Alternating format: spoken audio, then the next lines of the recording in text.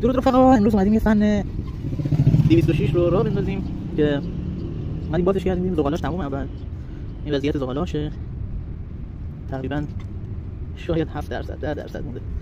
اینم که وضعیت بولورنگشه. اینجا بولورنگش صدا میده، گیرپاژه. خب فنا رو دور نندازید، معمولا میتونید دو تا یکیش کنید راه میافتن. ما الان اومدیم سیم پیچ اینو برداشتیم که سوخته بود. این سیم پیچ سوخته است که روی این بوده. این بولورنگش سالمه. مشکلی که داشته یه لحظه تصادف کرده، فنه وایساده، بعد باعث شده که بسوزونتش کامل. ببینید سیم پیچ سیاه است. حالا این یکی مال فنی بوده که بولورنگش خراب شده بوده. یعنی این که ما اینو کلا برداشتم ازش، ازش برداشتم کلا گذاشتم روی این بولورنگ سالمه. اینا بولورنگش هم میشه عوض کرد، خب پرسه، باید بعدش با خلاقیت خودتون اگه بتونید یه چسب بزنید روش. اگه بولورنگش توی بازار موجوده، میتونید بولورنگش هم عوض کنید.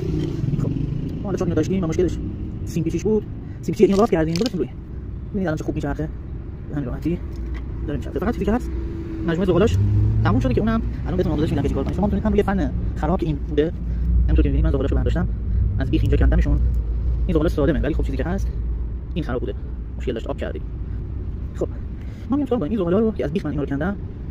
ببینید این سیمش، اینو میایم بریم دور سنگ می‌زنیم. خب این صورت سنگ می‌زنیم.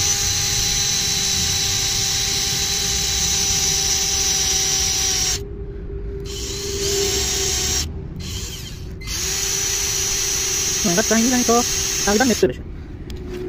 خب هنوز میاد.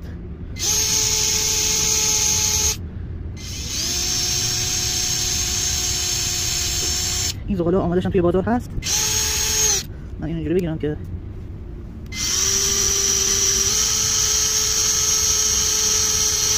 شما آماده‌شم میتونید توی بازار تهیه کنید.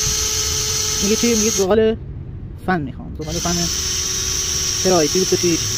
هر ماشینی که بگید مهم نیست، همشون یکیه، اونم تفاوتی نداره. اگه هم تفاوت داشت میتونید سنگش بزنید. حالا این صورت خب این فکر کنم بس باشه. یه امتحان میکنیم چجوری نمیان اینا رو لحیم کنیم و درد سر از این خبرها نه.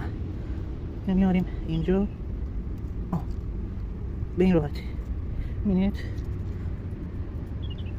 اینو که بذارید داخل به این صورت خودش فیکس میشه و انگار که زغال کامل نو کرده. این یکی به این صورت، بقیه‌اش هم همینطور. 4 تا داره. بقیه‌اش هم همینجور. حالا من تو سنگ ترس اینجا برق نیست.